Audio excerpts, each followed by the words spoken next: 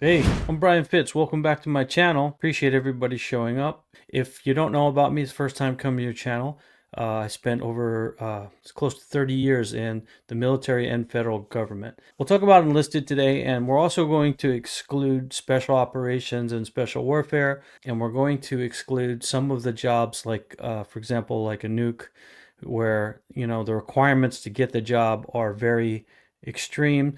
So it kind of rules out a lot of folks who are trying to join the military. So what I'm going to focus on is actually a more achievable jobs, okay, that are really good while you're in the military and also when you get out. I'm only going to do 5 on this list, and the reason why I'm only doing 5 is because, well, there's a lot of jobs that are really good and very close to the ones that I'm going to choose, but I'm choosing these specifically for the opportunity for more people to be able to get the jobs, right? Because maybe, it's not as extreme as far as your testing is required, but they still get you that fulfillment that you'd maybe get from some of those other jobs, or they have an ability to, once you're in those jobs, to maybe move around. They're a little bit more flexible. So maybe folks don't know, but the CBs, which people know as, their construction within the Navy, but the CBs, once you're in the CBs, you have the ability to go to UCT, like a UCT detachment,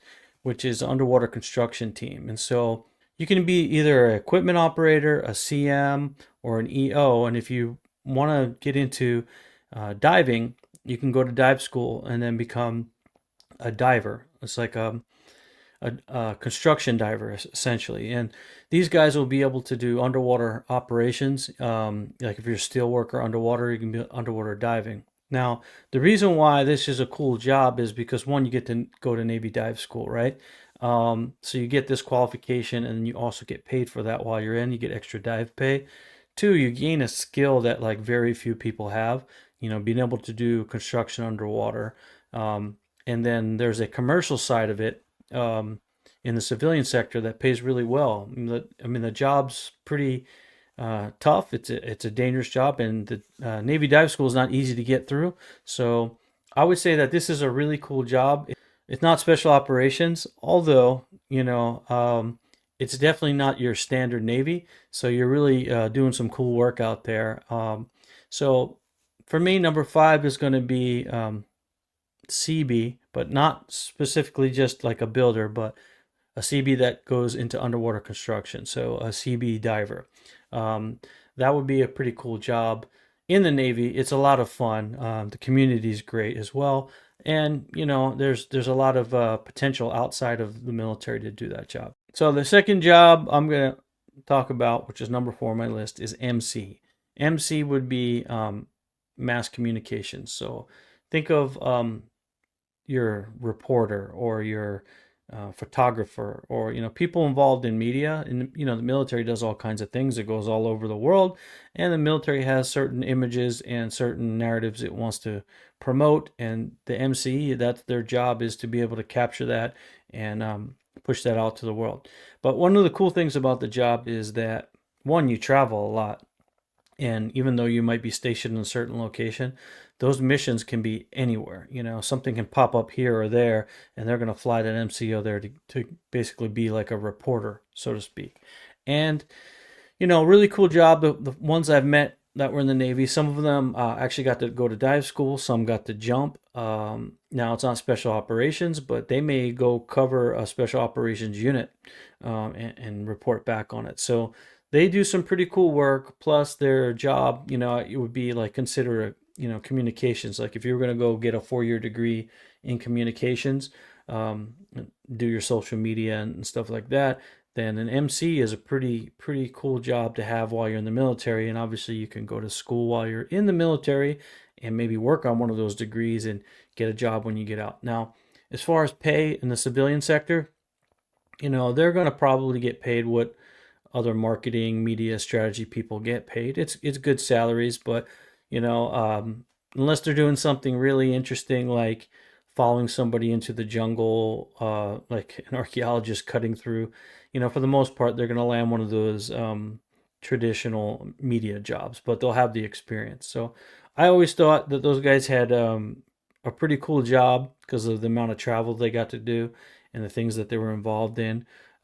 As well as they kept themselves pretty physically fit because a lot of them, like I said, were divers, so they had to maintain their physical requirement. And yeah, pretty cool job if you're going to join the Navy. So what I want to do here when I'm going over these jobs is this isn't really for somebody who knows what they want, right? If you already know what job you want, then hey, go for it. But I'm putting this out there because I find these jobs to be pretty unique, and I won't say better, but in many ways they have more advantages and more enjoyable than maybe some other jobs in the military, right? So that was number 4, mass communications. So number 3 on my list will be MA. Okay, so MA as a regular rating is your military police, or for the Navy, it's Master at Arms, and they have a lot of different jobs within the military, right? But it's your typical law enforcement, and they are looking to enforce whatever the state local law is or international law sometimes, and then the UCMJ, the Uniform Code of Military Justice. I've had a few run-ins with MAs through my career, but it all worked out.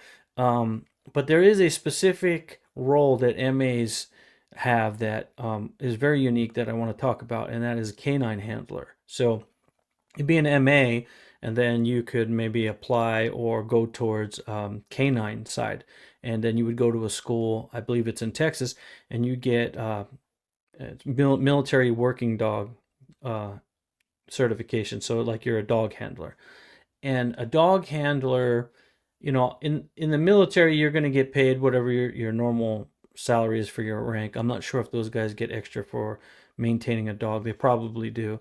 But when you get out of the military, that qualification, that skill, that's $100,000 job easy when you get out. TSA will hire.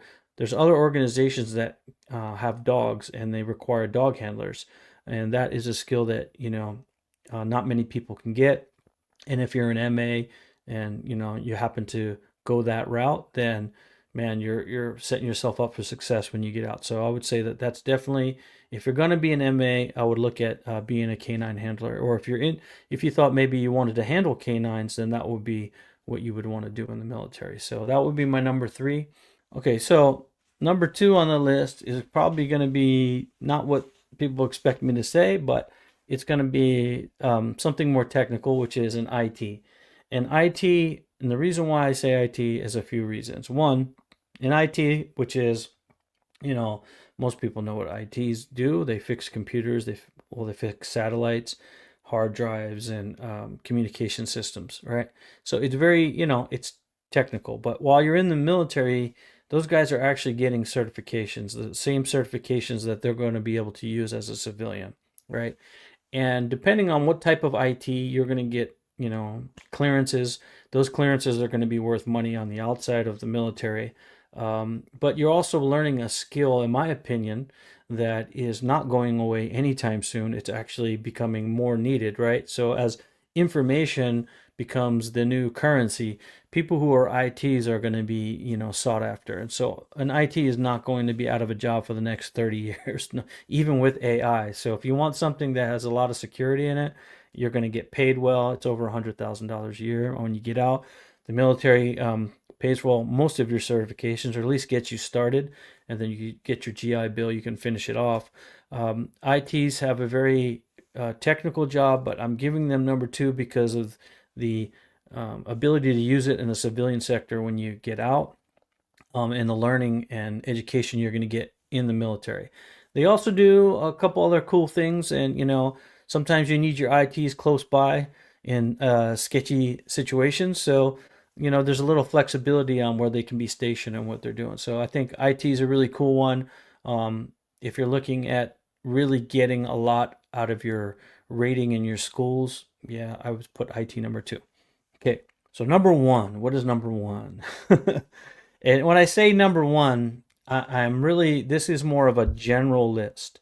So this list is made so it's achievable, yet there are parts of this that can be difficult. So like an IT is very technical and it's very cognitive, and it's not an easy school to make it through.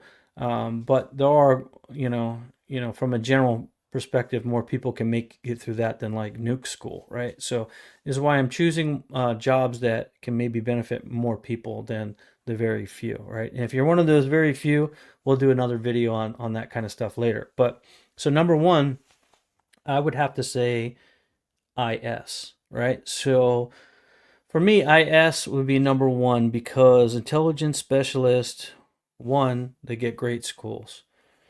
Two, they have great clearances. Three, their jobs on the outside pay really well. Four, they get to integrate with different units in the military. They get to travel a lot. They get to work with law enforcement, federal law enforcement. And intelligence is currency, right? That's another thing. Like, the more information you know, the more advantage you have, right? So in the military, the IS, I would say if you don't know what you want to do and your scores are decent enough and you can make it through a school, IS is pretty cool. Some of those jobs that I mentioned are a little more physical than others. Some are more technical, like an IT, right? More physical would be like if you're a CB and then you want to go be a diver, or if you want to be an MA and then you want to do like K9. So there's a little more physicality versus the academics. It just kind of depends on what kind of person you are, right? But I find that IS are very valuable in this world, and I think it's going to be good pay on the civilian side. So another thing that we talk about on the channel is like how to kind of pivot and move your career so that you have something waiting for you and you don't have to spend your entire career in the military. But of all those jobs, I would say that IT, if you did one tour and you got out, you'd probably be the most set up for success. If you only plan to stay in for one tour, then maybe you should look at something like IT and then get into cyber and stuff like that. But that is my list, 1 through 5, as far as what are the best jobs in 2025 for somebody who wants to join the Navy. And we'll do another one on a different topic, whether maybe it's the Army or Coast Guard or Air Force, or maybe just a different topic altogether on the next one. So everybody has a different flavor, and I just gave you 5. And if you're interested in one of those, go ahead and contact me. I do coaching calls. So if you send me an email, my email is in the description. Yeah, just reach out to me and we'll do first coaching call is free. I'll give you 20 minutes. And then, if you need more help after that, we can talk about that. But for now, like, share, and subscribe on your way out, or buy me a cup of coffee. I'm going to leave a link in the description. I'll see you on the next one. Brian Fitz. Hey, if you're going to move with a purpose.